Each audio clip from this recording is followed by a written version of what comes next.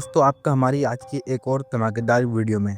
दोस्तों जो खबर सामने आई है उसे हल्के में बिल्कुल भी मत लेना, क्योंकि ये सिर्फ एक डिफेंस डील नहीं है। यह सीधे सीधे भारत की एयर पावर और पड़ोसी देशों को दिया गया बहुत ही बड़ा संदेश है। अब आप सोच रहे होंगे कि आखिर हुआ क्या है, तो दोस्तों ज़रा ध्यान से सुनिए। भारतीय वायुसेना सालों से पांचवी पीढ़ी के फाइटर जेट का इंतजार कर रही थी।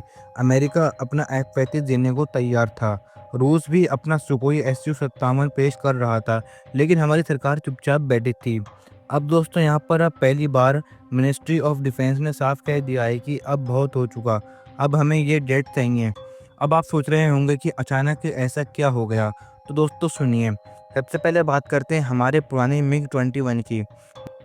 62 साल से भारतीय वायुसेना का हिस्सा रहा यह विमान अब सितंबर 2025 में फाइनली रिटायर हो जाएगा। कभी 400 MiG-21 थे, अब सिर्फ 40 बचे हैं और वो भी अब विदा लेने वाले हैं।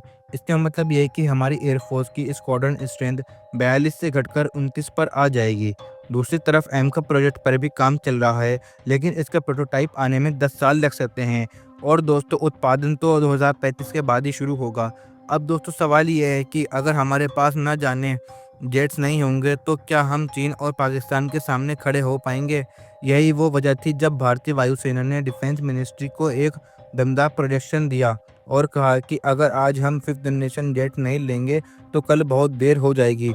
आखिरकार डिफेंस सेक्रेटरी RK सिंह की अगुवाई में एपम्पड कमेटी ने इस पर सहमति दी और अब प्रोटोटाइप में यहाँ पर प्रोक्योरमेंट का काम शुरू हो गया है। लेकिन असली सवाल ये है कि कौन सा जेट कौन सा आएगा, अमेरिका का F-35 या फिर सुकोई Su-57। दोस्तों आपको बता दें कि अमेरिका का F-35 दुनिया का सबसे ज़्यादा इस्तेमाल किए जाने वाला फिफ्थ जनरेशन फाइटर जेट है। यह पूरी तरह से बॉम्बर कॉम्बैट प्रूवन भी है, लेकिन इसका एक बड़ा पहलू भी है। जब अमेरिका अपनी टेक्नोलॉजी एक्सपोर्ट करता है तो उसके साथ कुछ रेस्ट्रिक्शन भी लगाता है। यानी कि अमेरिका के पास हर सिस्टम पर नज़र होगी, क्योंकि भारत नाटो का हिस्सा नहीं है। इसलिए इसलिए टेक्नोलॉजी में थोड़ी कमी हो सकती है।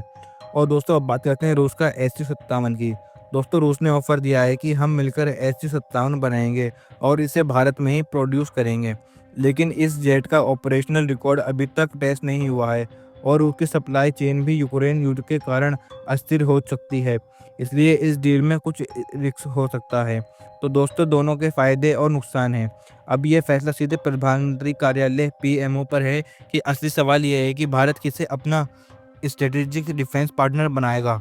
यह सिर्फ एक जेट की डील नहीं है, यह दोस्ती, भरोसे और लॉन्ग टर्म टेक्नोलॉजी शेयरिंग करने का सवाल है। अब दोस्तों यहाँ पर बात करते हैं कि अगर भारत F-35 चुनता है तो यह अमेरिका के साथ सीधे एक स्ट्रिक्ट टेक्नोलॉजी पार्टनरशिप में शामिल होने जैसा है। इस डील में मॉनिटरिंग पैकेज, यूज़र एग्रीमेंट और नॉन डिस्क्लोजर क्लॉज भी यहाँ पर जैसी शर्तें सामने होंगी। मतलब जेट तो हमारा होगा, लेकिन उस पर अमेरिका की पूरी नज़र होगी।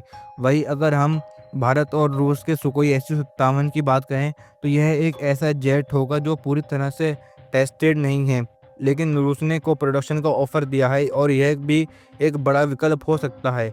लेकिन असली सवाल ये है कि भारत के लिए क्या ज़्यादा महत्वपूर्ण है, जिसे चुनना चाहिए भारत को, अमेरिका का या फिर रूस का Su-57। दोस्तों अगर भारत F-35 चुनता है तो इसे चीन और रूस को और भी गुस्सा आ सकता है।